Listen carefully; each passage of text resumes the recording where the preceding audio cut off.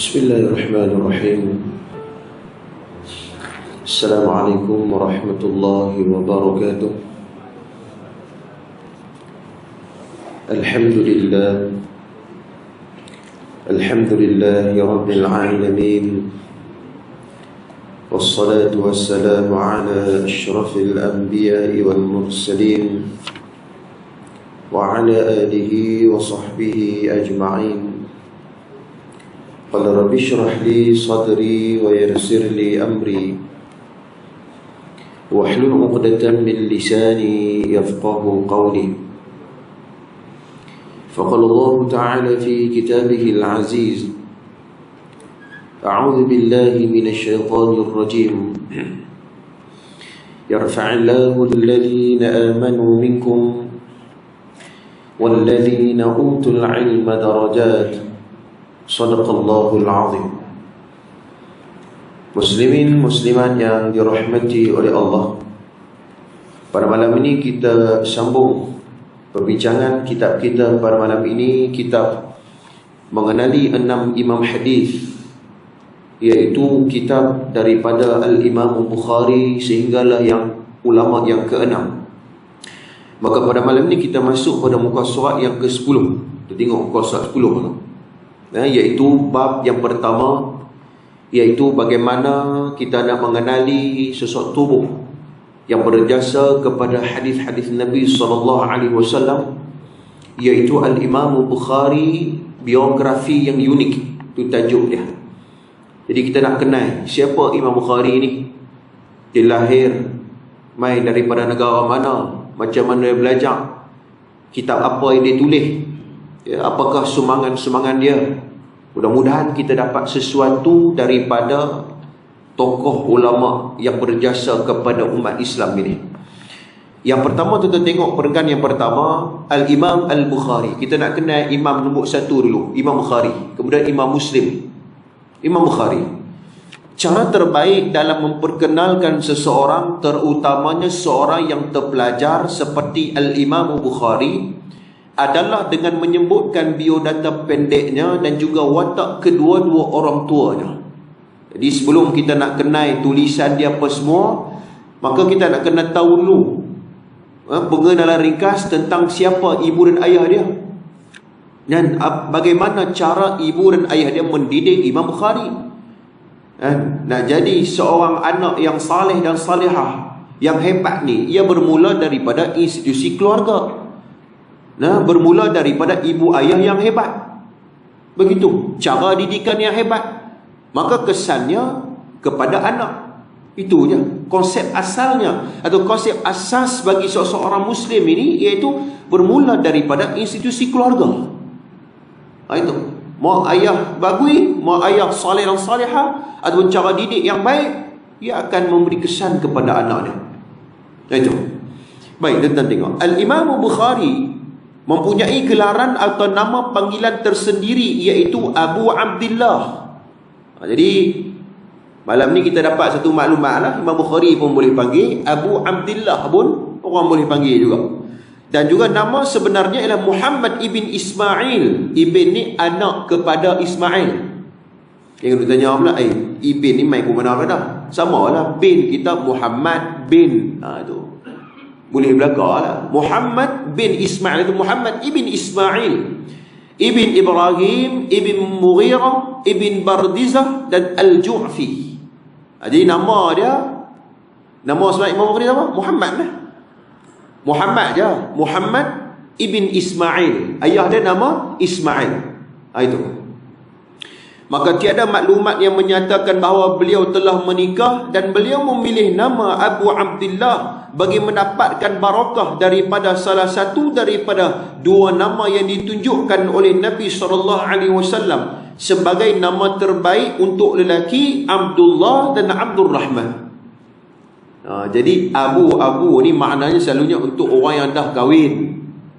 Tetapi pasal apa dia bubuh juga nama Abu Abdillah, terkenal dengan gelaran Abu Abdillah? Sebab dia nak ambil barakah. Dia berusaha nak mengamalkan sunnah walaupun dia tak kahwin. Tidak ada satu riwayat yang menceritakan tentang Al-Imam Bukhari menikah. Bukan tak mau, bukan mengingkari menikah tu, tapi tak dan ke apakah, macam tu lah. Begitu juga Al-Imam Nawawi, imam mazhab kita Syafi'i. Dia menikah ke? Tak menikah. Tapi dia mengingkari ke syariat nikah? Tak. Tak dan. So ulama kata dia tak dan, sibuk menulis, sibuk mengkaji ilmu, sibuk menyampaikan dakwah. Ini dia. Kita bukan tak dan, kita tak dan. Tak dan nak nikah kan. Tak apalah, itu diizinkan oleh syarak. Namun faham kita bahawa Imam Bukhari tidak menikah, namun dia nak ambil, kita kata saranan daripada Nabi, nama yang terbaik ini ialah Abdullah dan Abdul Rahman. Kan? Nama Allah, siapa cikgu sekolah dia tahu, dia nak salin nama anak pelajar dia kadang-kadang, dia ni anak orang putih ke, lahir kat Eropah ke mana nama orang putih. Kan? Siapa dah nama pemain bola sepak, Larry Don. Kan? Chris Nicky. Saya ingat, dia ni siapa dia? Rupanya dia ambil sempena waktu tu Larry Don. Dan cemerlang di Kedah dulu ni, dia punya semangat bola Kedah tu, sampai buh nama anak ya. Tak apalah kalau nama baik itu tak apa. Dia masalah kalau tak tahu nak maksud dia tu masalah. Kan? Nama itu okey, tak ada masalah apa kan. Tapi nama yang terbaik Abdullah, Nabi sebut hadis, dan Abdul Rahman. Itu. Baik, kemudian maka beliau dianggapkan sebagai Al-Ju'fi kerana datuknya Mughirah memeluk agama Islam semasa pemerintahan penguasanya, iaitu Al-Yaman Al-Ju'fi. Ini disebut itu Al-Ju'fi. Jadi kita jangan duk pening kepala. Maknanya mai ku mana pula lah jelaran Al-Ju'fi ni di kalangan orang Arab, ya, mereka akan menisbahkan kepada keturunan dan juga nenek mereka ataupun tok mereka yang berjasa kepada mereka. Itu biasa di kalangan orang Arab. Itu biasa. Sebab tu kalau kita sebut tentang Bani Hashim, Nabi SAW tu Bani Hashim. Betul tak tuan-tuan? Ya, Bani Hashim. Kenapa dinisbahkan kepada Hashim? Semua kita belajar ilmu sirah kerana tok wan Nabi yang keberapa tu, Hashim itu merujuk kepada Al-Hams. Mereka yang memecahkan roti kepada untuk memberi makanan kepada orang-orang yang melaksanakan haji di Mekah. Tok wan Nabi bukan nama Hashim yang sebenar, nama dia Amru. Ini disebut dalam Ar-Rahiqul Makhtum Mubarak Furi. Nama dia Amru. Pasal dia Amru ni punyalah bagus. Dia tak boleh tengok orang susah. Orang Mekah, orang luar Mekah datang melaksanakan haji, dia tengok kesian, dia ambil gandum-gandum tu, roti tu, dia pecah. Jadi orang Arab sebut Al-Hams, lama-lama orang mikir dah Hashim. Itu kata Hashim tu, Bani Hashim tu. Ni sirah ni. Jadi di kalangan orang Arab dinisbahkan kepada keturunan-keturunan yang berjasa, itu benda biasa. Al-Ju'fi merupakan tok wan kepada Al-Imam Bukhari. Tok wan yang keberapa ni? 1, 2, 3 lah. Kerana dia memeluk Islam semasa pemerintahan Al-Yaman Al-Ju'fi. Jadi maknanya bermula daripada tok wan Al-Ju'fi itu sampailah ke zuriat ataupun ke keturunan ke zuriat-zuriat seterusnya, sampailah kepada Al-Imam Al-Bukhari rahimahullahu taala. Itu. Jadi benda tu sebenarnya ini yang kata jasa. Apabila lahir daripada keturunan yang baik ini, maka dia akan melahirkan keturunan-keturunan yang saleh dan salihah. Ya, tuan-tuan sekalian, begitu. Jadi makna Islam sampai di sini atas jalan dakwah. Islam sampai di tempat ini ialah atas jalan dakwah. Saya teringat satu cerita. Abu Hurairah ni tuan-tuan, dia orang Yaman. Dia orang Yaman. Dia sampai lewat dekat Madinah waktu perang Khandaq, baru dia sampai Madinah jumpa Nabi. Dia masuk Islam awal lagi waktu duduk di Yaman. Namun bagaimana dia menerima Islam di sana? Disebabkan wasilah perantaraan daripada beberapa perwakilan Islam. Para berdakwah, mereka duduk berdakwah di tempat-tempat ni, mereka masuk kampung, mereka masuk bandar, mereka pergi negara-negara yang baru, cerita tentang Islam.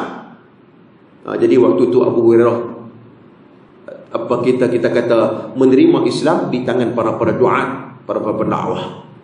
Itu cerita sikit. Nak sebut tentang Islam itu disebarkan oleh tangan-tangan pendakwah. Baik, kemudian Imam Bukhari dilahirkan di Bukhara. Oleh sebab itu mereka sering disebut sebagai Al-Imam Al-Bukhari. Jadi Bukhara tu nama tempat dia. Nama tempat bagi kelahiran Imam Bukhari. Begitu. Maka beliau dilahirkan 12 ataupun 13 Syawal tahun 154 Hijrah. Dia kalau kita nak tengok ni tuan-tuan, sejarah para ulama ini, saya lebih suka melihat kepada bila dia wafat, khususnya pada tahun Hijrah. Kalau Masihi tu dia tak apa macam mana tau? Kan? Tak apa kita nak dapat kesan dia ni hidup zaman mana. Kalau tahun Hijrah kita faham dah. Maknanya 194 Hijrah, maknanya beberapa lebih kurang dalam 100 tahun macam tu saja. Maknanya daripada kelahiran Imam Bukhari dengan zaman Nabi SAW. Kita ni berapa? 1400 tahun Hijrah. Nabi wafat, Nabi tinggal kita ni 1400 tahun dah. Lama lah 1000 tahun ni. Ni 194 Hijrah. Jauh ke dengan Nabi? Tak jauh. Jadi kita nampak dia punya perkembangan tu. Kalau 200 Hijrah, kita nampak ni zaman tabi'in. 300 Hijrah, 400 Hijrah, 600 lahirnya Ibn Hajar dan sebagainya. Itu dia punya track sejarah tu. Baru kita nampak. Sebab tu kalau kita belajar sejarah perkembangan Islam ataupun sejarah tamadun Islam, lagi kita nampak jelas bila sebut tentang tahun-tahun Hijrah ni. Lagi kita nampak jelas kalau kita belajar sejarah tamadun Islam. Tamadun Islam ni dibina. Macam mana dia tersebar ni Islam sampai kat Malaysia ni. Islam sampai di Eropah, Islam sampai di Asia, Islam sampai di bumi India dan di tanah Arab. Ya, dia ada sejarah dia. Jadi setiap sejarah itu ada rijal, ataupun setiap zaman itu ada pelopor-pelopor ataupun mereka-mereka yang menyambung mata rantai Nabi SAW. Jadi maknanya bau kita seronok. Kan? Bau kita seronok. Tahun ni Tok Guru ni wafat bila, ulama ni wafat bila, bau seronok. Bau ni saya dengar satu cerita apa tu. Allahyarham Ustaz Fahmi Zamzam. Mengarang kitab banyak tu, bekal akhirat apa semua tu. Waktu tu cerita ni dia tak meninggal lagi. Dia singgah mayang maghrib kot di satu masjid. Dia singgah musafir, singgah mayang maghrib. Mayang-mayang ustaz tu main mengajar kitab Ustaz Fahmi Zamzam. Ustaz tu mula dengan, mungkin tu kuliah kali pertama kot, baru nak mula mengajar. Dia pun cerita biografi Ustaz Fahmi Zamzam. Kita duduk depan tu. Dia kata rahimahullahu ta'ala. Meninggal dah Ustaz Fahmi. Dia kata meninggal apa, aku duduk tang ni. Kan? Dia tak tahu macam tu lah maknanya. Dia nak kena tengok ni goreng sampai hangit ni. Payah lah. Kan? Buat rujukan sikit lah. Kan? Buat rujukan sikit. Imak apa dia Ustaz Fahmi Zamzam duduk depan tu, duduk sihat lagi kan waktu tu. Itu. Dan nak abang kata maknanya perlu membuat rujukan. Jangan main goreng sampai hangit tu sikit. Baik, 194 Hijrah dilahirkan. Mana tak jauh dengan zaman Nabi. Baik. Yang demikian itu beliau adalah salah seorang daripada pengganti kepada pengganti tabi'in. Kalau tuan-tuan ingat pada pertemuan lepas, kalau orang tanya kita bilakah tarikh terakhir kita sebut tentang golongan tabi'in, 294 Hijrah. Ini disebut oleh Al-Imam As-Sakhawi. 294 Hijrah. Bawah daripada tu semua kita kata tabi'in. Atas 294 Hijrah ke atas, maknanya mungkin 100 tahun lepas tu, 200 tahun lepas tu, dia masuk dalam kelompok yang lain sebut tabi'in. Macam itulah. Jadi mai kat zaman kita ni tak tahu berapa kali tabi' kita tahu lah. Tabi' ni maksudnya ikut. Kita ikut tabi'in, tabi'in ikut tabi'in, dan tabi'in itu mengikut sahabat, sahabat mengikut Nabi. Itu orang panggil tabi'in. Jadi kita ni pengikut tabi'in lah, yang mengikut sahabat, sahabat mengikut Nabi SAW. Macam tu.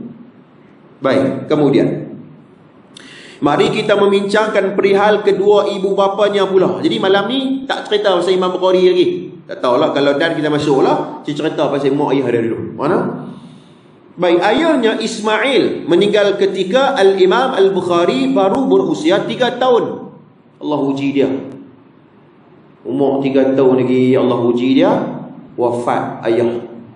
Ini dah maknanya Bukhari ni dia hidup dalam keadaan yang berdikari. Dalam istilah pendidikan hari ini disebut sebagai mandiri. Mandiri maknanya apa? Dia buat dengan sendiri dia. Usaha, jatuh bangun dia bangkit sendiri. Itu. Lepas tu saya mendengar sebelum sampai dekat Masjid Daga ni, saya tengok satu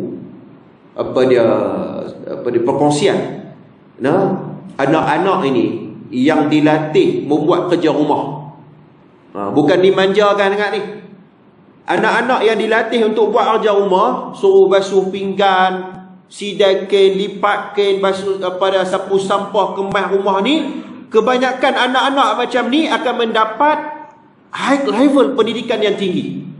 Dia akan berasa susah dulu waktu kecil, bila besar, bila dia rasa susah, dia mampu untuk menyelesaikan masalah dalam hidup dia. Sebab apa? Sebab waktu dalam rumah, mak ayah dia didik dia susah. Waktu dalam rumah, waktu kecil-kecil dulu, mak ayah dia suruh dia berusaha, hang buat sendiri benda tu. Rasa susah sekali. Jangan duk rasa mak ayah yang merasa bebanan itu. Kata betul. Tadi ni dia dibuat kajian. Ni dalam kita maknanya untuk membentuk pendidikan anak-anak macam tu. Yang maknanya ia bukan bergantung kepada buku saja. Kita dengar kata budak ni dia pandai, hang kena baca buku. Dah. Bukan itu salah satu pendidikan. Kehidupan pun pendidikan. Ya, dia rasa susah, macam mana nak selesaikan masalah, membantu ibu dia, rasa bertanggungjawab, jujur dalam hidup. Itu juga pendidikan dalam kehidupan dia.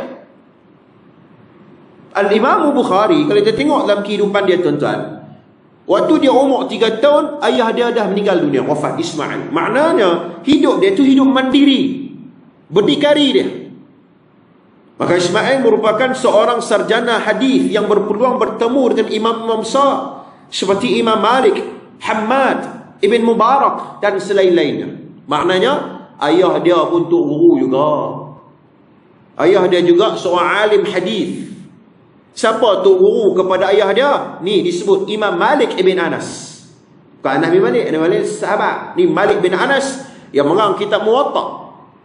Ya, Imam Malik, Hamad, tok guru besar zaman tu. Ibn Mubarak, iaitu merujuk kepada Abdullah Ibn Mubarak, seorang ulama hadis yang hebat, ya, dan selainnya. Maknanya ayah Imam Bukhari pun alim juga. Dalam pada itu ayahnya juga amat terkenal dengan ketakwaan, terutama sifatnya yang tegas terhadap syiling sebagai pedagang bagi menjamin kesuciannya. Jadi ayah dia warak. Ayah warak. Dia jaga benda-benda syubhah, dia tak terlibat ayah dia ni. Apatah lagi perkara haram.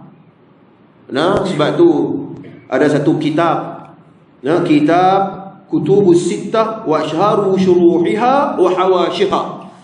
Dalam kitab ni dia cerita kat kita kehidupan Imam Bukhari ni dan juga nataij wara'. Natajil wara', yakni kesan kepada wara'. Dua kata ulama. Ni merujuk kepada kehidupan Imam Bukhari. Pertama, ayah dia sendiri wara', walidul Bukhari. Ayah kepada Imam Bukhari adalah seorang yang wara'. Terkenal ucapan dia. Kita boleh tengok ini disebut oleh dalam Sahih Ibn Hibban, la a'lamu fil mali dirhaman min haramin wala syubhatin. Ini bukan hadis, tapi ini kalam, ini ucapan yang diungkapkan oleh ayah kepada Imam Bukhari yang sangat terkenal. Depa buat catatan tu. Kata Imam Bukhari ni hebat macam mana ni? Kami nak kenal pak dia lagu mana cerita. Rupanya pak dia jaga syukur bab-bab halal haram ni. Apatah lagi terlibat dengan benda syubhah. Kata ayah Imam Bukhari, sebelum dia wafat, la a'lamu fi mali. Bermaksud, aku tidak mengetahui ataupun aku tak terlibat dalam dirham, mana duit yang berunsurkan haram ataupun syubhah. Oh tu nak bagi makan kat anak-anak tu, nak bagi makan kat isteri tu, jaga rezeki bagi elok. Sebab apa? Kesannya ialah kepada kehidupan keluarga. Kehidupan keluarga. Kalau rezeki itu ia tidak datang daripada rezeki yang halal, halalan tayyiban mubarakan fi, maka susah untuk melaksanakan ibadat kepada Allah. Kerana hal ini pada disebut oleh para ulama, kunu wari'an takun a'badan nas, yang bermaksud jadilah orang warab, nescaya engkau akan menjadi manusia yang kuat beribadat kepada Allah. Oh, dia tengok tang warab. Nah, sebab tu apa dia Nabi pernah sebut dalam sebuah hadis. Nabi bersabda, al-birru ma sakanat ilaihi nafsu wa tma'anna ilaihi qalb, wal ith ma lam taskunu ilaihi nafsu wa lam yatma'inna ilaihi al-qalb, wa in aftaka al-muftun. Nah, hadis dalam Jami' Sahih merujuk kepada Sahih Al-Bukhari. Kata Nabi SAW, al-birru ma sakanat ilaihi nafsu wa tma'anna ilaih. Kebaikan itu adalah sesuatu yang jiwanya merasa tenang. Kita buat benda, nak tahu benda tu baik tak baik, benda tu kebaikan ataupun tidak, apatah lagi amal soleh, benda tu kalau kita buat, demai tak perasaan tenang? Demai tak? Kalau buat benda tenang, rasa pun tenteram, rasa pun tenang, tenteram kepadanya, maka itu merujuk kepada kebaikan lah. Benda baiklah tu. Namun kalau kejahatan, wal ithmu, sedangkan dosa itu adalah sesuatu yang jiwa tidak merasa tenang. Mana kalau buat tu benda kata wa isqabudna, rasa tak tenang, rasa tak menjadi. Nah, kata Nabi SAW, perhatikan itu di antara dosa, itu di antara petanda bagi dosa. Wa inna aftadu al-maftun, dan apa dia dan sekalipun orang yang memberikan berbagai komentar ataupun teguran kepada kamu, maknanya kalau dia tegur, orang tegur kita pun dalam keadaan yang tidak tenteram, maksudnya kalau kita tegur kepada orang, kemudian kita fikir banyak, aku rasa macam silap aku tegur dia, ataupun cara tegur sebagai contohnya, maka itu memerlukan muhasabah. Jadi ini antara perkara yang kita sebut tentang hal-hal seperti ini. Jadi maknanya ialah ayah kepada Imam Bukhari seorang yang cukup menjaga tentang rezeki. Kemudian Sibilangan besar kisah mengenai ayah Imam Bukhari telah ditulis sendiri oleh Imam Bukhari dalam kitabnya Tarikh Al-Kabir.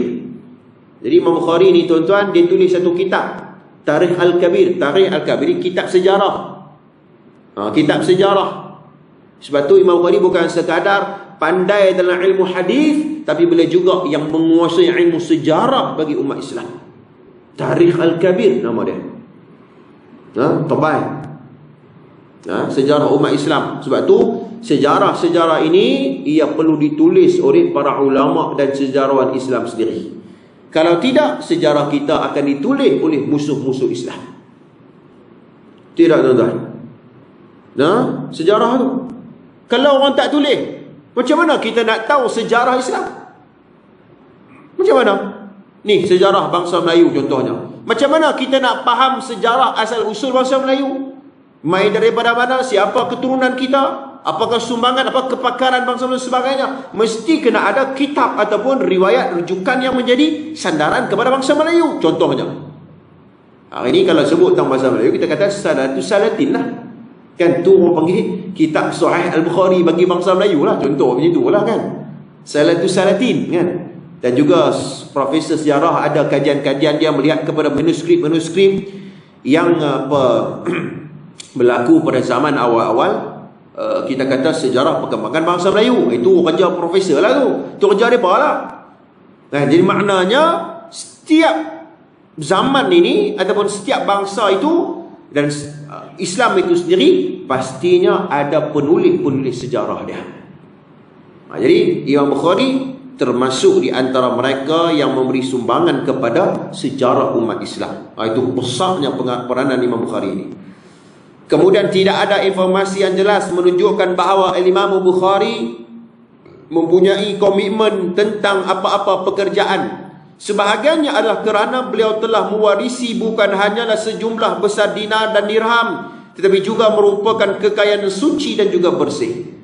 Jadi Imam Bukhari ini, ulama kaji tentang sejarah hidup dia, tak ada satu pekerjaan khusus yang ulama bila tengok sejarah awal itu. Sebab hidupnya fokus kepada ilmu saja. Jadi nak lahir seorang ilmuwan ni, ataupun nak lahir seorang yang pakar dalam bidang dia, tuan-tuan, dia kena ada masa, komitmen, pengkhususan. Dia tak boleh disibukkan dengan mana-mana lain. Tidak, tuan-tuan. Ni semua kita nak sumbat. Hang mesti kena jadi. Hang ni. Dia pun pening kepala, pun nak jadi apa sebenarnya ni, kan? Jadi maknanya kita kena ada. Sebab anak-anak kita macam tu lah. Pembentukan itu dia kena berikan fokus. Dia kena ada tumpuan. Al-Imam Bukhari ini disebut oleh Al-Imam Zahabi. Disebut dalam kitab ni. Imam Zahabi kata, tuan-tuan, nak abang kata Imam Bukhari ni dia memberi tumpuan kepada ilmu ni, tuan-tuan. Tuan-tuan tengok kata apa dia, Al-Imam Zahabi apabila menyebut tentang tumpuan Imam Bukhari dalam menuntut ilmu ini, Imam Zahabi mengatakan bahawa minta maaf, bukan Imam Zahabi, Al-Hasan bin Muhammad As-Samarqandi, dia menyebut bahawa yang kata Imam Bukhari ini, wa kana la yashtaghillu bi umurin nas kullu yashghaluhu kana fil ilm. Dia ni kata As-Samarqandi rahimahullahu taala, kana qalil kalam, sikit dia tak cakap banyak, sembang mu sikit-sikit ya. Tak cakap banyak, dan dia juga tak banyak bercakap tentang manusia. Maksudnya mengumpat lagu tu lah kot. Dia tak terlibat dengan kita kata sembang-sembang kosong hak buang masa ni. Imam Bukhari tak ada itu. Yang banyaknya apa? Iaitu kullu yashghaluhu kana fil ilm. Dia banyak menyibukkan diri dia dengan ilmu pengetahuan. Nak jadi ulama tu, nak jadi seorang yang berjasa kepada umat Islam. Hidup dia banyak dengan ilmu. Banyak dengan ilmu.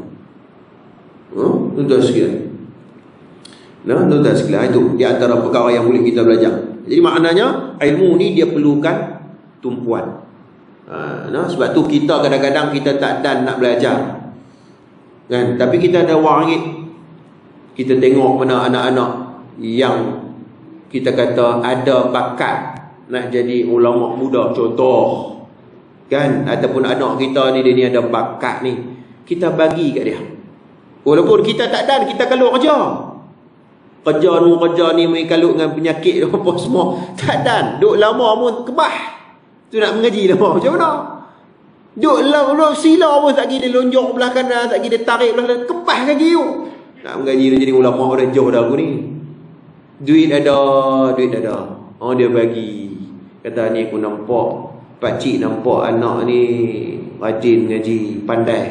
Ambillah duit pakcik ni. Tiap bulan pakcik bagi kat hang. Hang mengajilah bagi rajin. Kan? Kita bantu kat situ pula. Nanti bila dia besar esok, dia jadi ahli alim, dia jadi pendakwah. Ilmu yang dia sampaikan itu adalah bahagian kita yang kita bagi kat dia. Nak jadi tengah dia tu tak ada lah. Mungkin aku kan bolehlah dengar, lepas tu lupa betul lah, kan? Tapi nak jadi orang yang alim, yang rasikh fil ilm, yang menguasai ilmu ini, hak ni dia perlukan komitmen, masa. Itu tak dan kadang-kadang tu. Itu. Jadi maknanya kena mana tu perlukan tumpuan. Baik, kemudian kita tengok lagi. Maka Al-Imam Bukhari telah berkarya dengan banyaknya serta mempunyai pengaruh yang luas dalam berbagai topik. Tuan-tuan, sumbangan para ulama ialah tulisan-tulisan mereka. Tuan-tuan, tulisan. Kalau mereka tak tulis, tuan-tuan, agak-agak sampai kena ilmu mereka kat kita. Tak sampai. Ibn Yahya, saya teringat, guru kepada Al-Imam Bukhari. Ibn Ishaq, minta maaf. Ibn Yahya Ibn Ishaq nama dia. Guru kepada Imam Bukhari. Nanti kita akan masuk tajuk tu. Guru kepada Imam Bukhari, Yahya Ibn Ishaq. Dia ni, dia cerita pasal, dia kata aku ni nak mati dah. Maknanya dia tahu bila, maknanya dengan umur dia, dengan sakit dia, dia boleh menjangka bahawa umur dia tak panjang dah.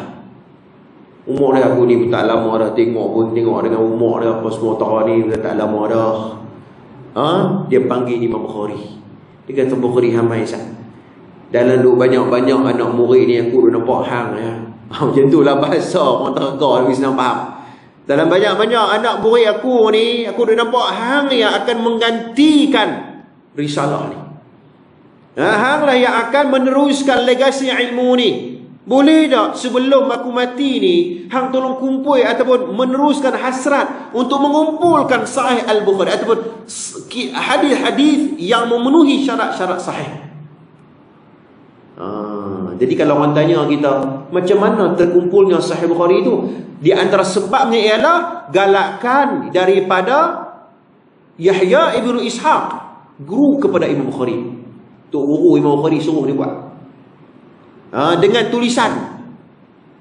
Sebab tu ada sebagai ustaz tuan-tuan sekalian, bila sampai umur kat 50-40 ni, dia tak larat ceramah dah.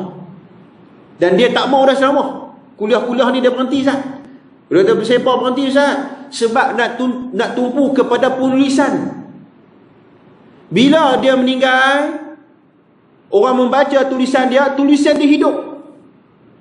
Tidak tuan-tuan. Kalau tok guru tu meninggal, dia tak tulis apa. Dan orang tak rakam lah. Kalau orang rakam boleh tengok balik kan. Dia tak tulis apa, rakam apa pun tak.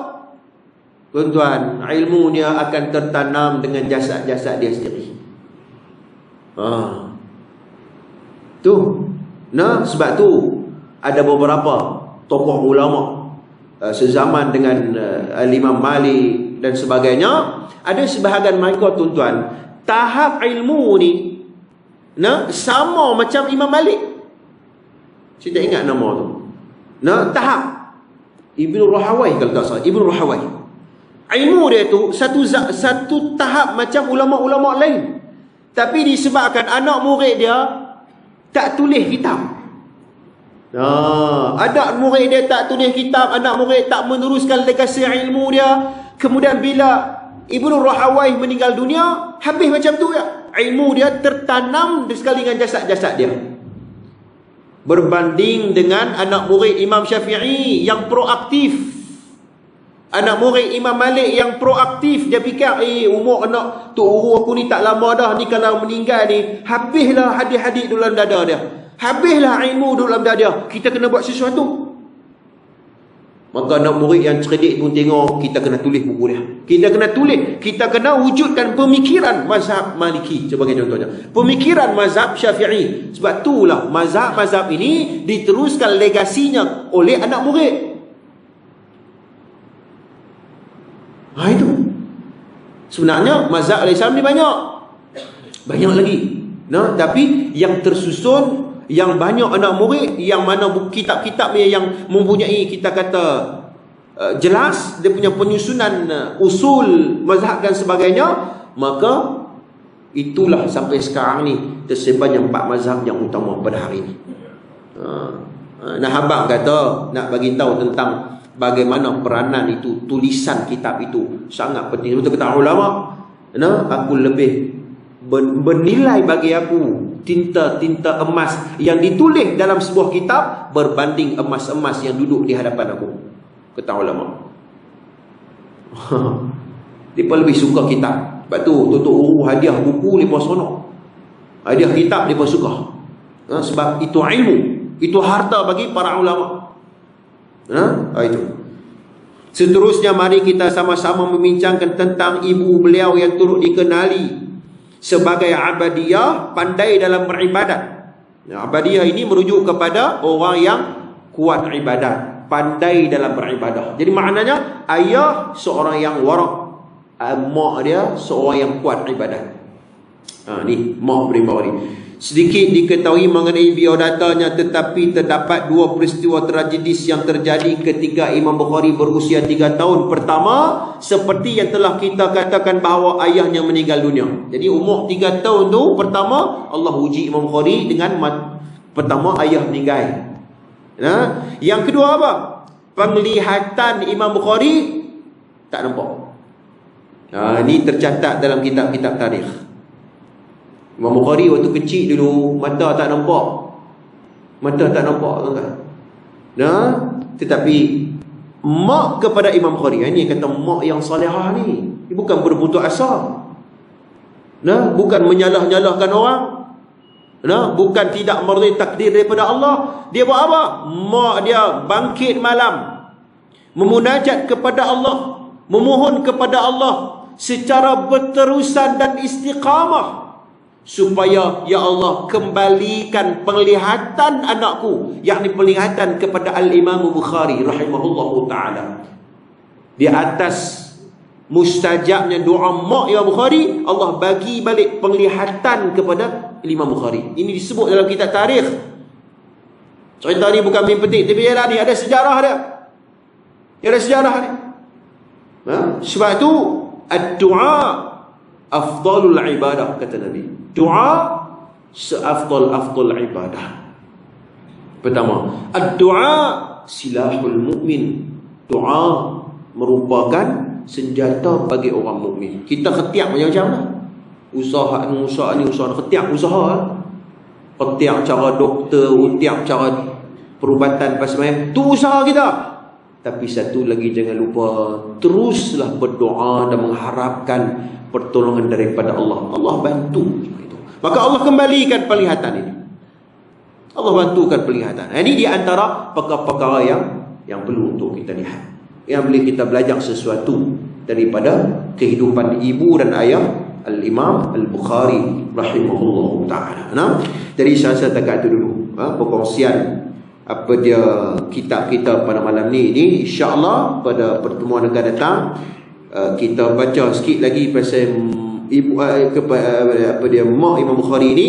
Kemudian barulah kita cerita tentang ketokohan Al-Imam Bukhari dan sejarah hidup dia. Mudah-mudahan ada sesuatu yang baru, ada sesuatu manfaat yang kita boleh ambil daripada pembacaan buku ini. Aqul qawli hadza astaghfirullahal azim li wa lakum. Wassalamualaikum warahmatullahi taala wabarakatuh. أعوذ بالله من الشيطان الرجيم بسم الله الرحمن الرحيم الحمد لله رب العالمين والصلاة والسلام على أشرف الأنبياء والمرسلين وعلى آله وصحبه أجمعين اللهم إنا نسألك علما نافعا ورزقا طيبا وعملا متقبلا وصلى الله على محمد وعلى آله وصحبه أجمعين والحمد لله رب العالمين.